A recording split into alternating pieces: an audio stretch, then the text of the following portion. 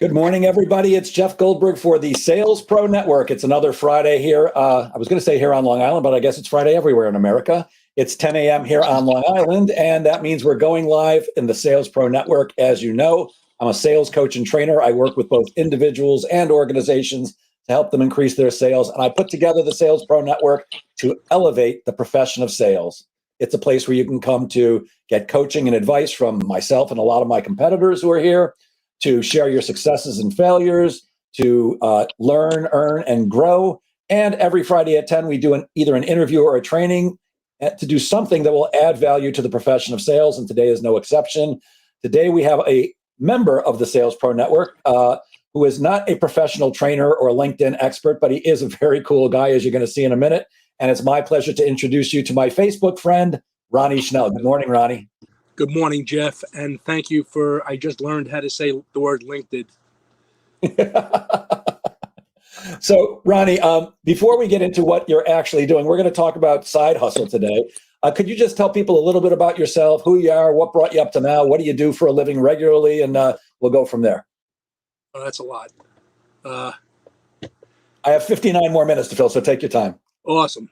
So I was a bagel baker my whole life. For most of my whole life, for a small portion of my life.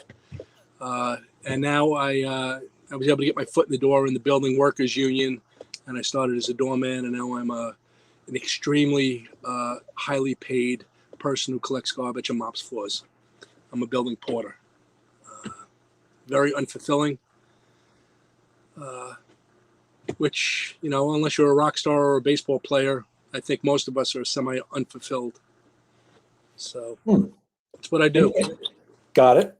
And I know you often find stuff on your job and then resell it. What gave you the idea to do that? Finding stuff. I do. I post it as a garbage find. When I post it when I sell it, so it's garbage find, garbage sold. You know the expression, one person's garbage is another man's gold, and people throw out stuff all the time. It started mostly with vacuums. If it clogs, they don't know how to fix it. They throw it away, buy a new one. I take it out of the garbage. It either needs a new belt or it's clogged. It could be a 2-minute fix, a 20-minute fix, and then I flip them. It's been very good for me. About 9 years now I've been doing it and supplementing my income decently. I know I'm often surprised because you post the pictures on Facebook, which I think is very cool. And I'm often surprised at the things that people throw away. I mean, bicycles and, like you said, vacuums, and sometimes really in perfect condition stuff, it looks like to me. Perfect condition stuff. A lot of the time. The vacuums are the only ones that aren't perfectly conditioned. And sometimes the belt fell off or the belt broke. I order a belt. But someone threw away a dumbbell, a $600 dumbbell set with the stand, and it took me a while to get it home because my back. But it's people throw away stuff. It's crazy. Well, and I like what you said. One man's garbage is another man's gold. Good morning, Fran Hebler from down in Texas. If you're watching us live, please throw a comment in. If you're connected your Facebook to StreamYard, we'll be able to see your name. If not, just please say who you are. And Ronny, we don't know each other face to face, but we know each other for quite a while on Facebook, and I think we have kind of a sense of who each other is. That not only am I a sales coach and trainer, I'm a professional speaker, and one of the things about being a professional speaker is you have to come off with confidence. If you're not confident on the stage, people aren't going to buy whatever it is you're trying to tell them, and that confidence often helps people to believe that you have all the answers to everything. And I'm regularly stunned by the people that come up to me after a speech to shake my hand. I'm not stunned by that, but the things they ask me about, like what should they do with their lives? At 66, I'm still trying to figure it out for myself. But the thing that I've been telling people for years and years when they ask me what they should do with their lives is I ask them this question: what would you do if the money didn't matter? And when you figure that out, figure out a way to make money doing that. And it seems that you have. Can you tell us a little bit about your passion? Yeah, my passion growing up was records. I've been collecting records since 1974. And it's it's something that you have to do to appreciate. I have tens of thousands of CDs that I play regularly, but you pop the CD in, and the music plays, and then you go about what you're doing. With a record, you're holding the jacket, you're looking at the jacket, you're reading the liner notes. The sound is different. Sometimes, for me, and this makes probably no sense to most people, when I play a record, I want to hear the imperfections. I want to hear the clicks and the pops a little bit. It's the character. And so I've been collecting records for that long, and it hit me about 2 years ago as I'm looking at my collection, which had hit the point of about 12,000 records and thousands of CDs. I don't need this much. It was overtaking the house. My daughter thinks music is a DJ, so she's not getting my collection. So I had nobody to leave my records to. And so I just so happened to be on Facebook one night, and I saw somebody doing an auction, a live auction. And I said, that's what I should be doing. You know, I had done stand-up previously for about a year and a half.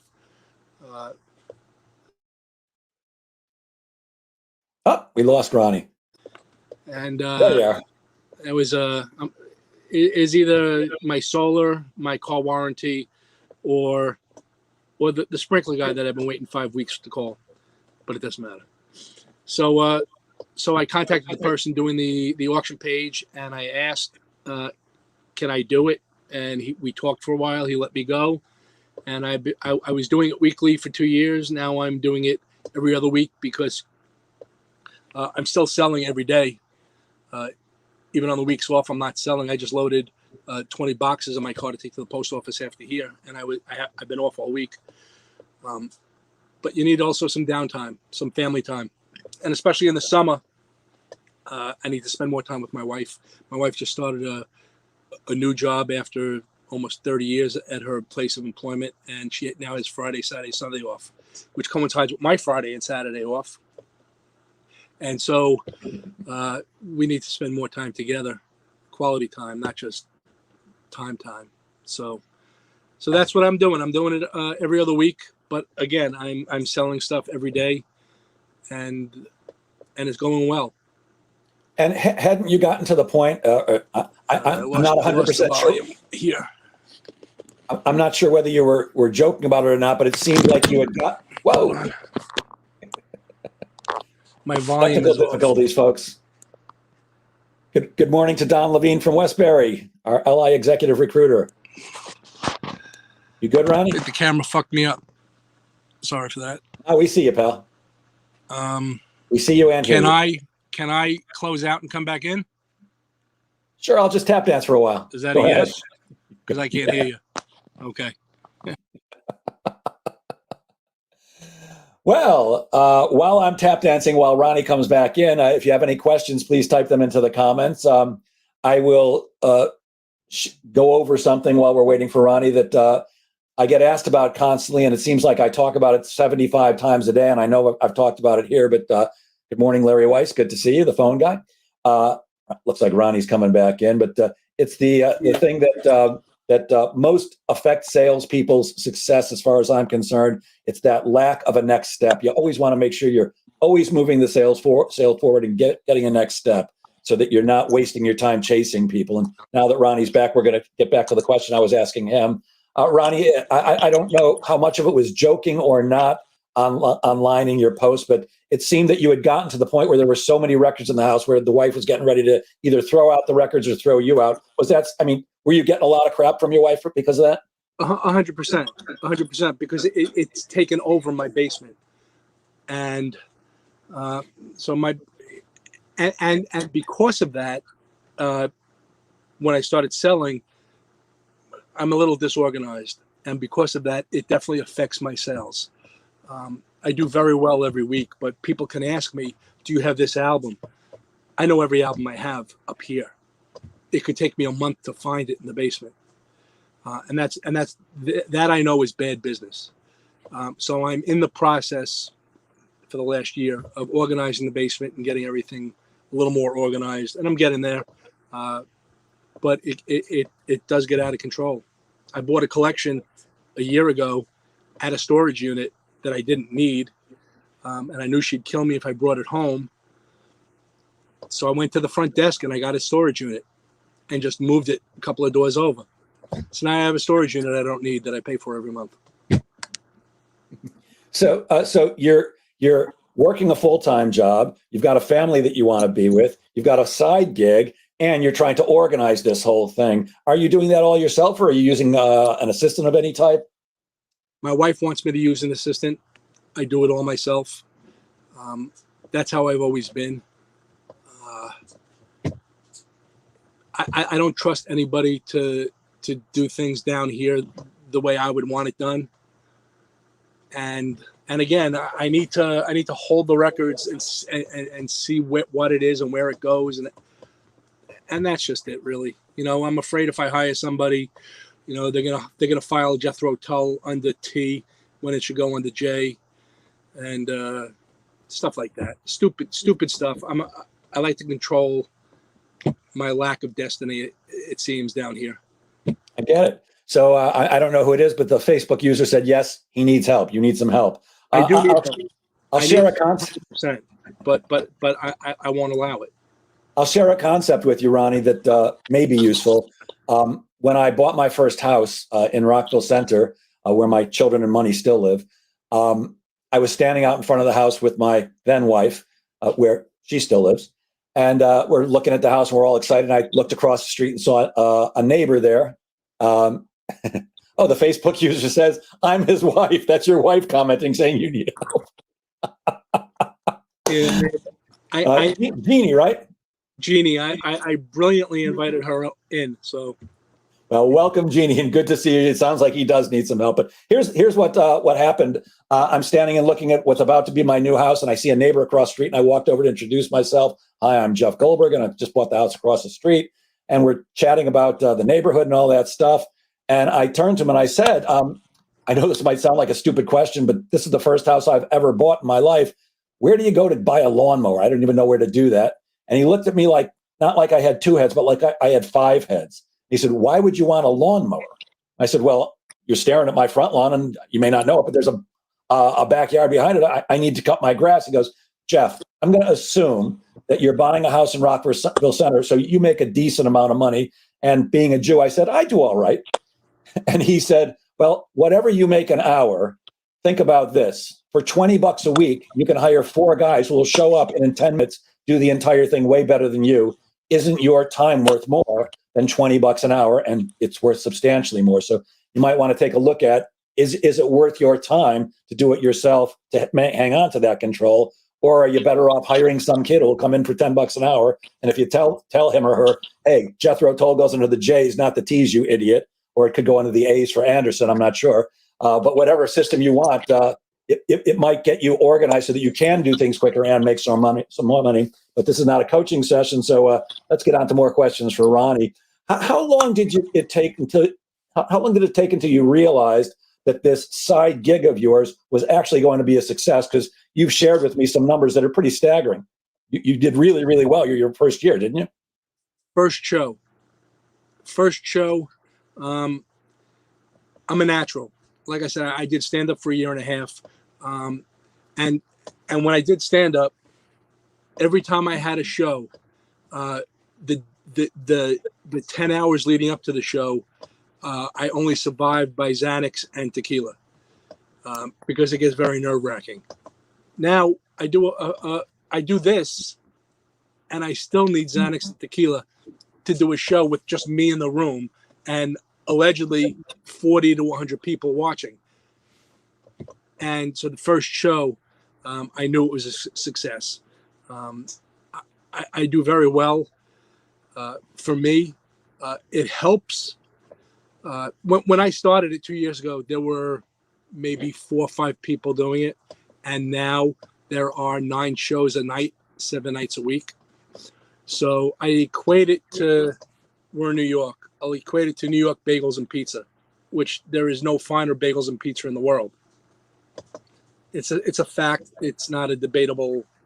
I don't need a response to that. 9 out of 10 pizza places and bagel places know what they're doing, and they're all excellent. So why am I going to this one and not that one? And when I first started 2 years ago, I didn't have that problem because there were only 4 of us doing the shows. Now that there's 9 a night, what differentiates us, 80% of us have the same records. Some specialize in metal, some specialize in punk. I specialize in whatever I get my hands on, which is what most of us do. So the only thing that differentiates my records from your records is me. So there are plenty of people that go, Marcy Playground, $2, looking for 3. Do I see 3? Looking for 4. When you come to my show, it's a show. You laugh. My wife cries. You never know what you're going to see when you come to my show. It's the unpredictability that brings people to my show. Got it. Okay. Larry Weiss says, it's fascinating. I, too, have thousands of vinyl albums on shelves in the basement dating back to the 50s and earlier, many from his days on the radio, from the Crazy Eddie days. Hate to part with them, but sooner or later, is that somebody who you'd like to meet? Oh, yes. Yes, Larry. I travel. Yep. So you're always on the lookout to, sorry, Jeannie, to buy more records, yes? I'm always on the lookout. I've cut back considerably, but every now and then in Facebook Marketplace, I'll pop in the word records, or on OfferUp, I'll pop in the word records. I post stupid ads all over the place, and people call me, and I go to every phone call. I go to every look, because you never know. And they'll tell me, I ask what's in the collection. It's, my grandfather's Broadway shows and Bing Crosby's, and yes, I'll come look at it. I don't want any of that, but I'll come look at it because there might be that one record in there that will make the look worth it. And for me, it's fascinating going through records. I have 2 things that bring me inner peace, and it used to be cookbooks. I go to bookstores and spend hours looking through cookbooks, and record stores. I don't have to buy anything, just going through them. It's a comfort feeling. It's my mashed potatoes. Gotcha. And how much prep work do you do for each of your shows? Well, when you say a show, you mean you're live on Facebook and people are interacting with you, and you're talking to them and you're auctioning off the records? Is it always an auction? It's during my live shows. It's always an auction. The issue with Facebook Live is a lag. There's always lag. So there are people that will go, first $5 gets this, and I'll watch those shows, and by the time I see him say sold to Tony, I didn't even see the record go up. So with lag, online lag, it's unfair to do a set sale. I will post posts of pictures of records to sell, but my live show is always an auction. The prep work, it's a lot. I have to clean the records. I have to price the records.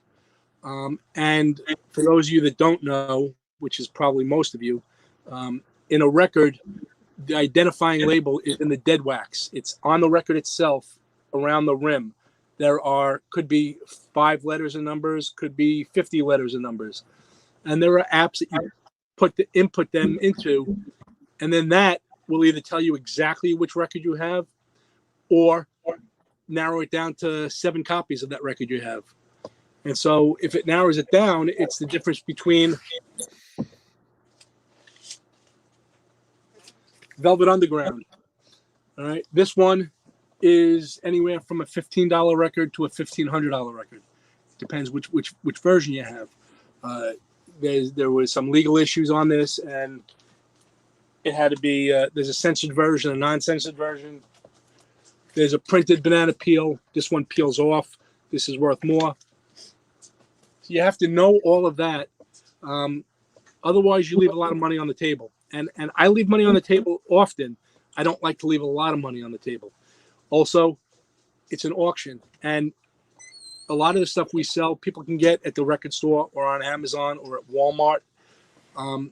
So I need to make it worth your while to not go to Amazon and Walmart. So my job is to find the stuff at a decent enough price to be able to offer you the bargain. I have fellow sellers that they pay retail for stuff, and then they start it at what they paid for it, and so they make $2-3 a record sometimes. My prep work is worth more than $2-3. I could spend 3-4 hours between prepping my records for the show. I do a 2-hour show. I used to do a 4-hour show. I got old really quick. I do a 2-hour show, and then I have to box up my records and go to the post office. It's maybe about 5 hours total. And do you, I know you love records. Do you still enjoy doing the shows, or is this just for the money at this point? It's a combination of the two. I enjoy the shows. The shows stress me out a lot leading up to the show. But just like stand-up, the Xanax and tequila get me to the stage. Once I'm on the stage, there's no other feeling like it. And when it's over, you don't want to get off the stage. So to get to turn the camera on and have 40, 50, 60 people watching me takes a lot out of me. I stress about it all day. And then when the show starts, it's just where I belong. So the part that you enjoy most is the actual show itself. It almost sounds like the money is secondary, not unimportant, but secondary. Yes. Believe it or not, the money is kind of secondary, in a sense. Before I started the show, every time I went to Trader Joe's, I had my fingers crossed and I said, please approve it, please approve it, please approve it for my credit card. I haven't had to do that since I started selling records with anything. So that is a big weight off my shoulders. I take the money, it goes in the bank. I pay for a lot of expenses that would normally just go on our credit card. So our debt has sunk dramatically. But I don't do anything extravagant with it. I should once in a while, but I think I'd like to build it towards retirement maybe. But it's more for the show. It's more for the show and to get these. And so I said I started it to get these records out of the house. And that's how I presented it to people. I'm doing it to get my records in the hands of people that would appreciate it. And that's always been the case.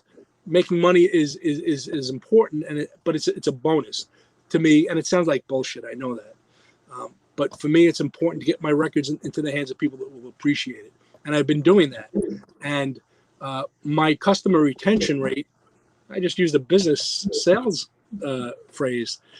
I think I might not even know what that means exactly, but my business retention rate is I average about 43 viewers a week. I average about 4 new viewers every week, which means I'm close to 40 repeat buyers on a weekly basis. Not everybody buys every show. A lot of people just show up just to watch my show because I'm unpredictable, and that's what brings people to my show. I'm sure you're aware of it, Jeff. I did a show once where I told people I started getting naked. Right now, you can only see me from here down, but everything came off: shirt, shorts, underwear, socks, shoes. Not in that order, obviously. And I said, this number right here up top, I said, when it hits 100, I'll put my clothes back on. So call your mother and call your cousins and have them watch the show. And believe me, you don't want to see this naked for extended periods of time. I'm not lying when I tell you I had like 30 viewers. 15 minutes, I was over 100. And did you put your clothes back on? What's that? And did you put your clothes back on? I sure did, off camera.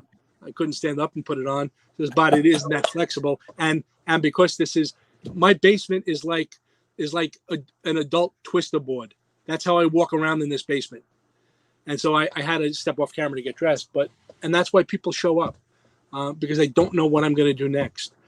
And my product is not like 100% of your customers' products. My product changes. It's still a record. It's still a CD, but it changes weekly. And so what we do in the auctions is we post sneak peeks of what's coming up for the auction a couple of days before, the day before. A lot of people post everything. I post very little.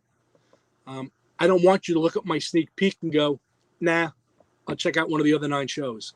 I want you to look at my sneak peek, and I have a section of my show where it's called I don't want to sell it, but, and then I go to the record pricing site, and records can go anywhere from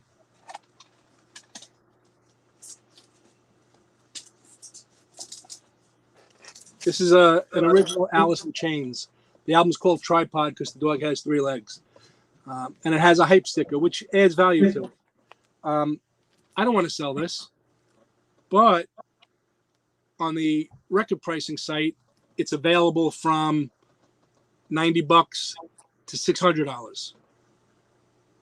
So my segment is I don't want to sell it, but if you want to pay me close to what the $600 guy in Fantasyland is asking, I'll sell it. And so I'll post 1 or 2 of these up every week. And that brings people in. And I sell my, I don't want to sell it, but 50% of the time. And do you get people paying? I mean, you mentioned that album before, the Velvet Underground, $1,500, $600 for Alice in Chains. Do you get people giving you that kind of money? They do. Wow. They do. I sold a Rob Zombie. He's kind of a metal guy. A sealed box set, very rare. $1,000. The guy sends me $1,000. I box it up. I ship it to him. There are other sites where I can post records and like an eBay, but not eBay, and I sell records for hundreds of dollars. People, it's crazy, but people pay what they collect. You know, it's like any other art, any other collection. You know, I think art is ridiculous, but it's subjective. Sure. Well, like comedy and music and almost anything else. I guess a great lesson for everybody listening is that, you know, if you're doing the same thing every time, you're going to bore people, and you do have to be interesting in sales. You've got to have something different to say, some value to add each time that's going to keep your prospect interested and help turn them into a client, and keep, in your case, keep customers coming back time after time after time. They do. Yeah. When you started, did you have any fear of failure? And if you did, how'd you work through that? Or were you confident right from the get-go? I was always confident. No fear of failure. I've failed numerous times. I don't fear it. It's annoying. You know, none of us like to not sell something that we're trying to sell. I'll come up with brilliant ideas, and I know they're brilliant because I thought of them, but yet they don't work. And so I mentioned this word the other day on your, or maybe it was the other day, this morning. Pivot. You have to know how to pivot. Talk a little bit about that, will you? Because I had asked the question, what makes people successful in sales, and you said it was really the ability to pivot when something's not working. Talk a little bit about that, please. Right. I bought a monster collection of compact discs, CDs, thousands upon thousands of them. And by buy, I meant they were given to me. I had made friends with this woman that works in a Jewish center, and they don't take records anymore because they're too heavy to carry down to the basement. But someone brought them and left them in the lobby. Would I come and get them? She saw my ad. So I went and got them. That led to me going with her on house calls that people wanted to donate records, and she gave them to me, which led to somebody wanted to donate about 2,500 CDs, which she gave to me. I made a donation to the temple, and then I take them and I try to sell them. I price them out. I know what they're worth. Sometimes it works, sometimes it doesn't. And I just do gimmicks. I did a Chinese menu, CD Chinese menu. You know, pick 3 from column A and 4 from column B. And the 4 in column B are stuff that I know I can't sell. So in order to get these, you got to buy these. That was one of my most brilliant ideas that got 0 takers. So everyone else just has no clue what brilliance is. It was brilliant. So I had to pivot. I individually price CDs. They sell, not great. So I had to pivot. So last week, I took pictures of stacks of all my CDs, posted like 50 pictures, and it was buy 6 for $3 a piece, which is an incredible price. And then you get 6 of my choice free.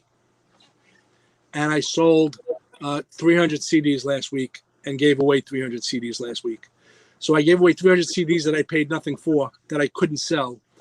And I sold 300 CDs for $3 a piece that I paid nothing for. And maybe I could have gotten $5 a piece for them. So I pivoted and it worked. And it's constantly turning over product. You don't want product to sit. For me, it's constantly getting closer to organizing this basement and now my garage so I can get rid of my storage unit that I'm wasting $100 a month on. Got it. And approximately how many hours a week? I know you work a full-time job. How many hours a week total, including the shows and the prep? How many hours a week do you put into the side gig? Between 5 and 10, depends how I'm feeling. I should do more. But honestly, I'm in bed most nights by 8:30, 9 o'clock, which is kind of sad to admit for a grown man, but I'm in bed by 8:30, 9 o'clock. So I should be up a little later. But so I moved some of my prep work to my lunch hour at work, and now I'm getting a lot more done during my breaks at work. So I could sit and relax and spend time with my wife in the evenings. So I'm trying to do that. That was actually another question I had. Do you ever use your, I'm hoping your bosses aren't watching today, but do you ever use work hours to do your side gig? Absolutely not. 100% no. Do you separate the two? You have to. I have a union gig, and it's very good to me. Like I mentioned earlier, I collect garbage and I sweep and mop floors. And I can afford a house and a daughter in college and live on Long Island. So I'm very fortunate. And so no, I wouldn't jeopardize that at work. But during my lunch break, I get an hour break, and it takes me 3 minutes to eat lunch. So during my break, I'm cleaning records, I'm looking up prices, I'm getting everything ready. So I bring 2 bags of records with me to work most days. And I know that lunch is always delicious because you often post pictures of that too. My lunch is always delicious. I'm a phenomenal cook, and I'm only the second best cook in the house. Well, and you also seem to know where all the good restaurants are. We thought we did. We've hit a major vein of really shit restaurants in Long Island. Okay. What about the business side of the business? What did you do to set up your bookkeeping and your accounting, your procurement of supplies? I know it's not just getting records; you have to have the mailers and all that stuff. And I know I've seen that there have been issues with the. How did you set all that stuff up? Well, mailers are available online. You go online, you order them. I used this place once, and they were great. I used them a second time. They sent me the wrong mailers, and their customer service was a major attitude. She gave me an attitude. She called me a liar. And so I found a new supplier who just happened to be local, and they deliver for free on Long Island. And their product is identical, and it was 30% less. So I order mailers from them, get it delivered. I order tape and fragile stickers. That's really, I need a box, tape, fragile stickers. I use bubble wrap and or 2 extra records to protect the records inside the box. And most people use throwaway records. I use records that I don't think I could sell that are excellent to play. My bookkeeping is I keep a running tab of what I sell during the show. Then I break it down into names. Then I break it down into columns. And then when they pay, I mark paid. And then the papers join the other papers. And I have a really bad bookkeeping system. Well, I hope you have a good accountant then, because a good accountant can help you with your bad bookkeeping. But I mean, they're not paying you in cash, right? No, they pay me other ways that are like cash, kind of. I Oh, hope, got it. because I don't have an accountant for the business, or I do. I'm not really sure which answer I'm sticking with. Got it. Okay. But, So maybe you're using Bitcoin for all I know. I wish I know nothing about that, and so I avoid it like the plague. Got it. Who is your ideal client for this? What's the profile of your ideal client? How do you identify them? Well, people that show up to my show.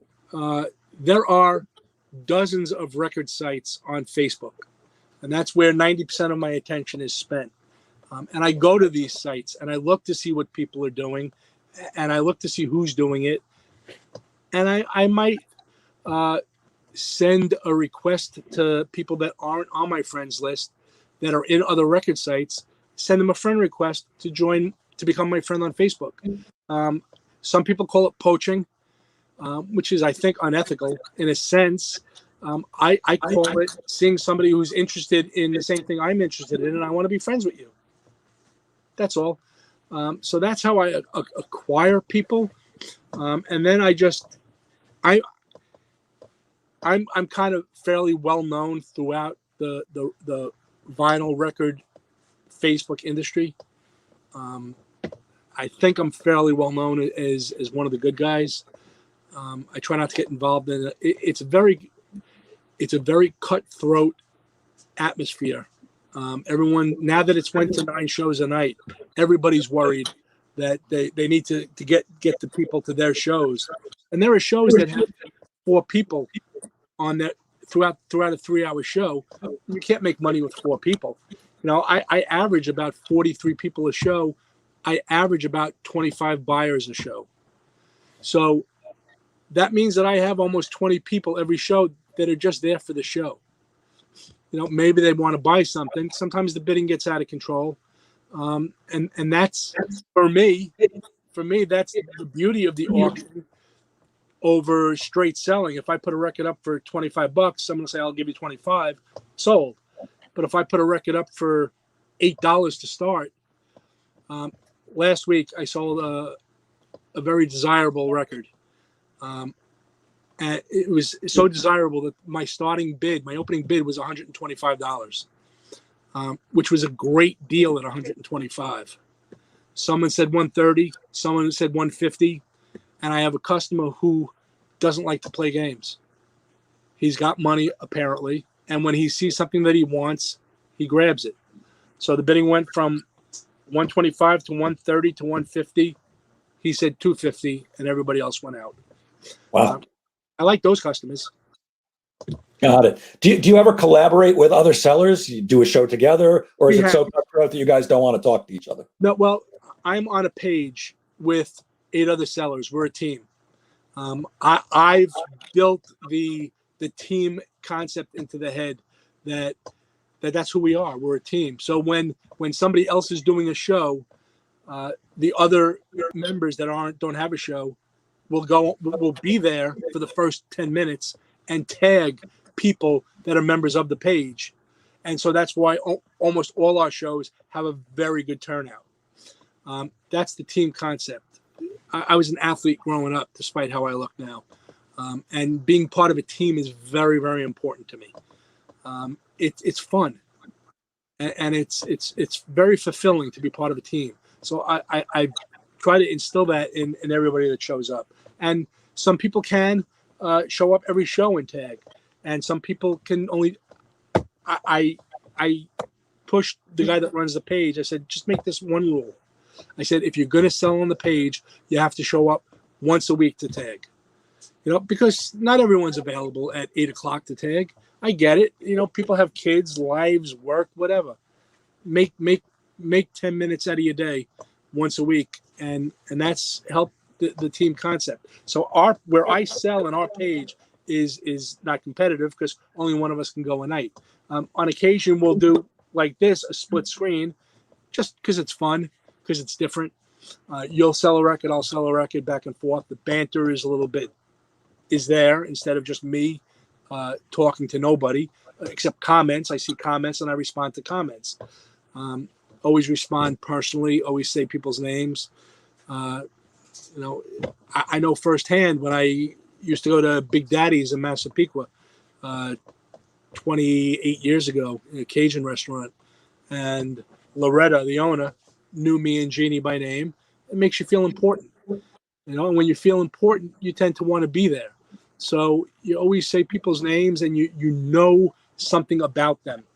And when you know something about them and you bring it up, they feel important. They feel a connection. Yeah, that's so true. I'm a big fan of making people feel special because most of us don't feel special most of the time. And there's a restaurant right here where I live. I live in Long Beach, and there's an Asian restaurant, Himawari. It's a great sushi place. And there's another one right across the street called Nagahama, which is the substantially more famous place. It's where way more people go. Sushi is equally as good at both places, but at the first one, Himawari, the owner is just so wonderful, such a gracious host. And like you just said, he knows everybody's name. I really don't know how he does it. I mean, after the very first time I went there, the very next time was, Jeff, so good to see you. And I'm like, how do you know my name, man? I have to look at my license in the morning because I'm so old. I smoked way too much dope when I was a kid. I can't remember a damn thing. I have to check my own license, remember my own name. Jimmy remembers my name. And right, because his sushi is pretty much. It's his job. It's his job to be successful, and to be successful, he knows that something that costs him nothing, other than remember somebody's name, makes him successful.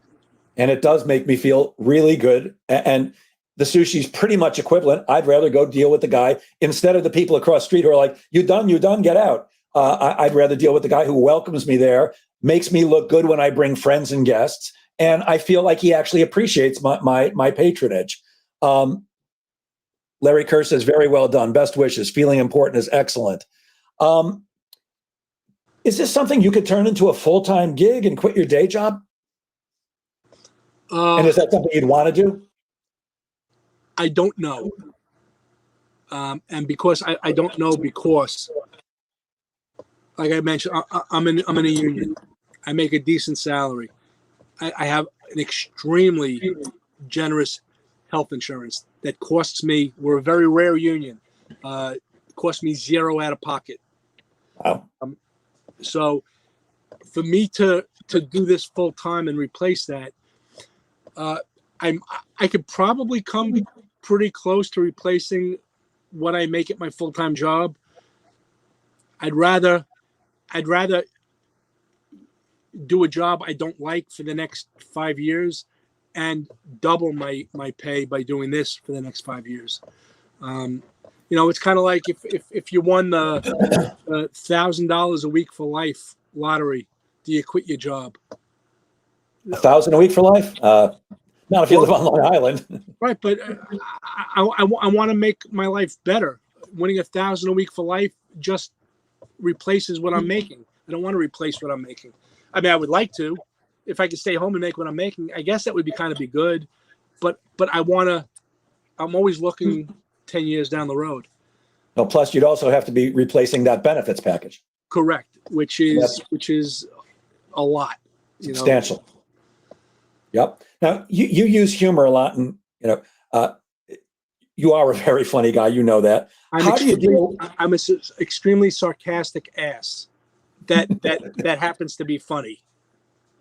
Well, you may not be everybody's taste. You just happen to be mine. But how do you deal with the people who maybe don't get you or don't appreciate or might be turned off by your humor?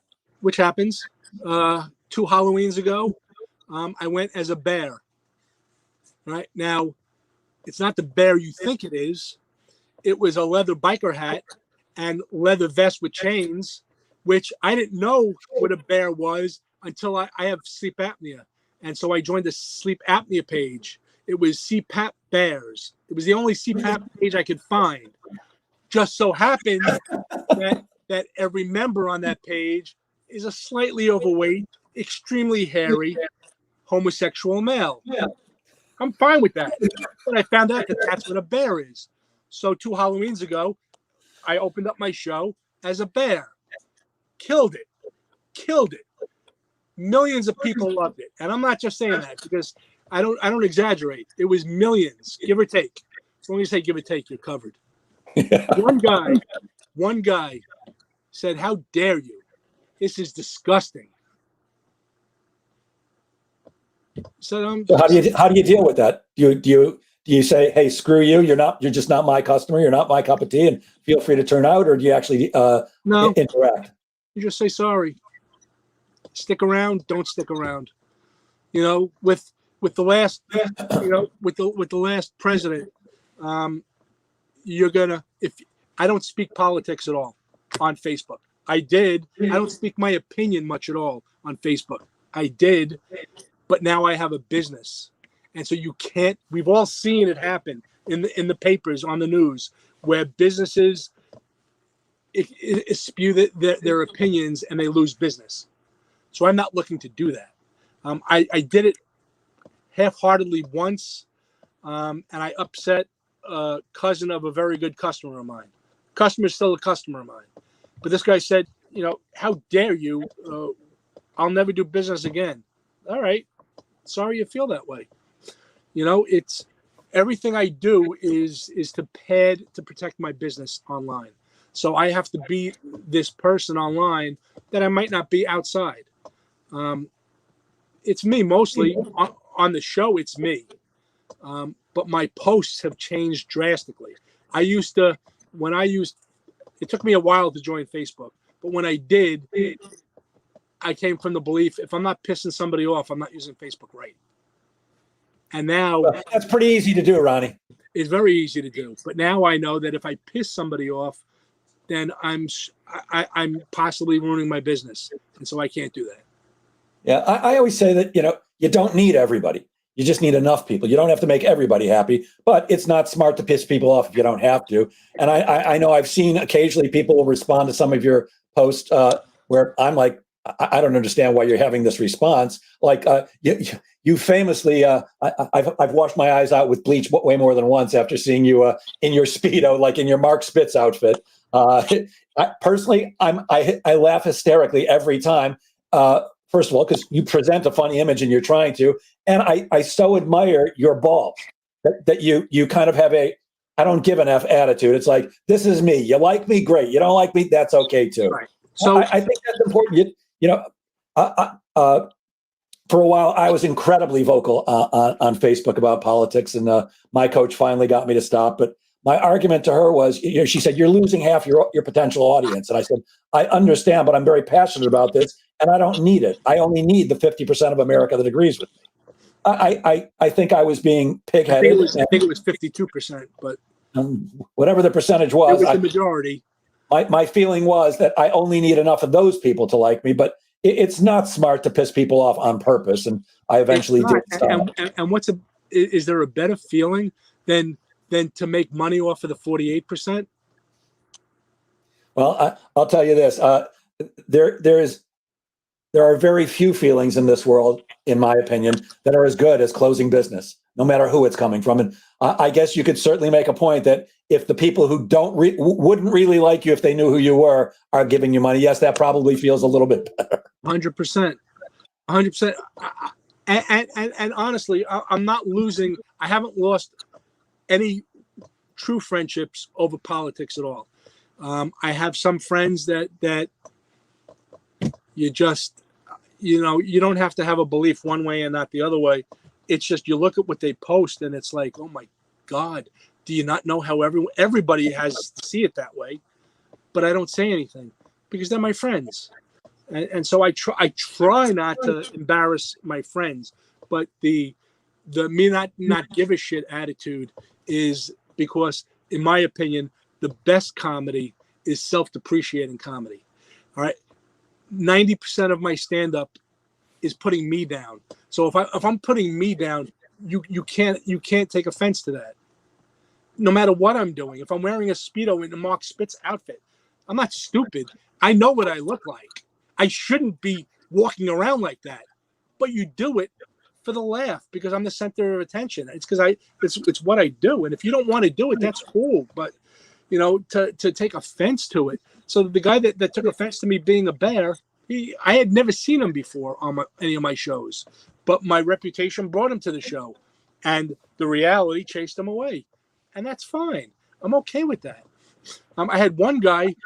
I did a 9 o'clock Sunday morning show, and the guy said, "What the hell is wrong with you, man? It's only 6 o'clock in California." So I wrote him back, and I got like 90 responses to my reply. Thumbs up, because my reply was, "Hey Tim, I apologize. Please give me your phone number, and I will call you next time I'm going to do a show to clear what time is good for you." Right? I'm obviously not going to do that, but if I can make you look like an asshole without saying you're an asshole, that's an even bigger win. And that's where my sarcasm comes in. Gotcha. Larry Kerr said closing is always enjoyable. So, so you actually found a way to take your passion. You love records and you've shared some numbers with me, some fairly substantial amounts of money in a side hustle. What advice would you give to people who are looking to do the same? Because quite often salespeople, obviously I meet a lot of salespeople who are not making enough money. That's why they come to me, so I can give them advice and help them turn into better salespeople so they can make more money. But quite often that does take time. What advice do you have for people who might be in that situation? They are a professional salesperson, but they need some kind of side gig, either to augment their income or at least to keep them going until they can start making enough money. How do you find the right gig for yourself, and how do you get started? I don't know that I know how you find the right gig for yourself. You have to be aware of yourself 24/7. Because maybe you have a passion or a hobby that you're not aware is a passion or a hobby. Maybe you have a passion or a hobby that you're not aware of can make money. And you just need to be checking all avenues. Don't go to the same. If you go, I go on Facebook way too much. But if I go on Facebook way too much, I'm checking all different avenues of where I can sell my passion and where I might find another passion.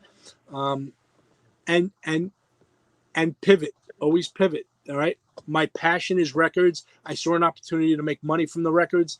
I took it. Circumstance. I find garbage that's sellable on an almost daily basis. So I created that income stream. And I'm not looking for a home run every time. I'll tell you that with the vacuum cleaners, I'm selling maybe 30 vacuums a year. That's a lot of vacuums. I advertise them in depressed neighborhoods because those are people that can't afford new vacuums that need a vacuum.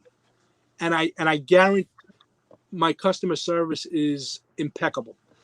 On my records, everything is guaranteed. So if you're spending $250 on a record and it has a scratch that I missed, or it doesn't sound right, or it's warped, or whatever, you let me know and I fix the problem. If that's to pay for your postage back, however it is, I guarantee everything. Just like my garbage finds. I sell garbage and I guarantee it.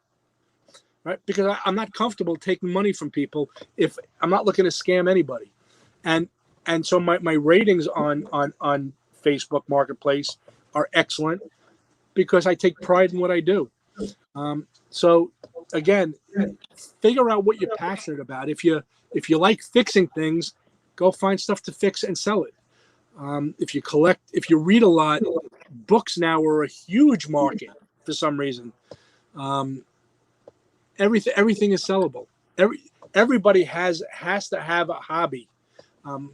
I just got lucky that my passion, I was beyond passionate. I am beyond passionate about records. I was fortunate that I was able to let go of them and find a place to do it. So most of my business started with records I bought 40 years ago. So I kind of look at that as my cost of acquisition.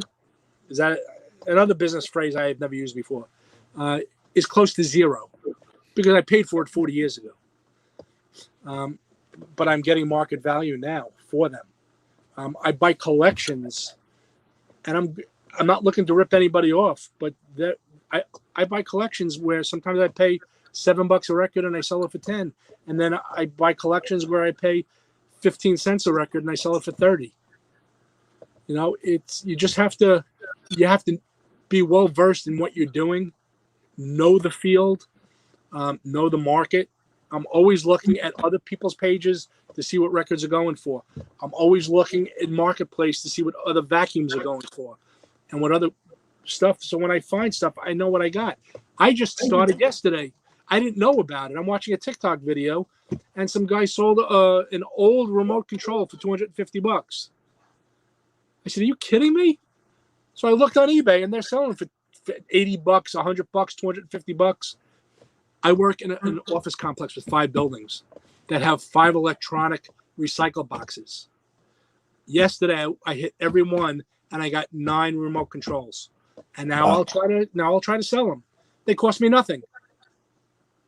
So it sounds like A, give people great customer service, whether they deserve it or not, and B, just take a shot. Especially if they don't deserve it. It's like you could have been sitting in, driving Jeannie even more crazy than you already do, and filling up your house with more and more records and more storage units.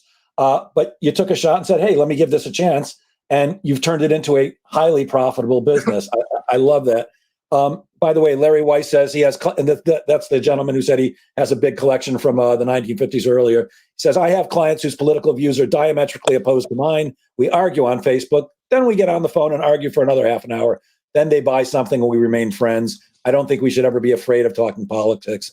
We live in a democratic republic, which actually makes talking politics a responsibility. I've never lost a friend or client for doing so." Good for you, and good for you, Ronnie. Good for you, Larry, because that's not how it works on Facebook. when you talk your views and opinions on Facebook, you immediately get ostracized by many people. I've seen it. I've watched it happen. I've watched other sellers lose, not even about politics, but I've watched other sellers have their audience dwindle from 60 a night to 10 because they post their feelings and views on Facebook. I post all the time on Facebook. Stupid shit. Shit that will either make you laugh or shit that will make you go, "That guy's a fucking idiot. I like him, but he's an idiot." Right? That's what people will keep coming back for. They don't come back if you insult a Republican or you insult a Democrat, especially after the last presidency. I don't even pay attention to it. People just lose their shit, and look, bottom line is whoever is the president is my president. When you say "not my president," it just shows me that you're an idiot. All right. Yep. He is your president. You don't have to agree with it, but you also don't have to publicly bash him on the steps of your pizzeria. All right. That automatically means you're going to lose 52% of your customers because people will not. I don't care how good your pizza is. If you're touting something that they don't like, doesn't matter what it is. If it's Trump, if it's Biden, if it's pedophilia, if you think pedophilia is good, go speak about it. But you're not going to maintain your customer base for people who think or know that it's wrong. And I think the other thing to keep in mind is nobody was convincing anybody of anything.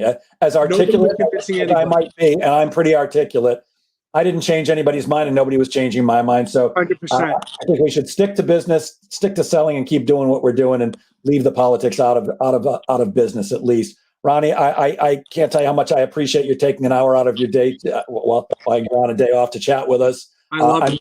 I'm super impressed with what you've done. I've watched you over the last couple of years, and it's just very impressive. And thank you so much for joining us today on this. And guys, as I end all of these, please remember that sales is a game of making things happen. So get out there like Ronnie and make sales happen. Thank you, Ronnie. Thanks, everyone. Have a great weekend. Thank you, everybody. Peace.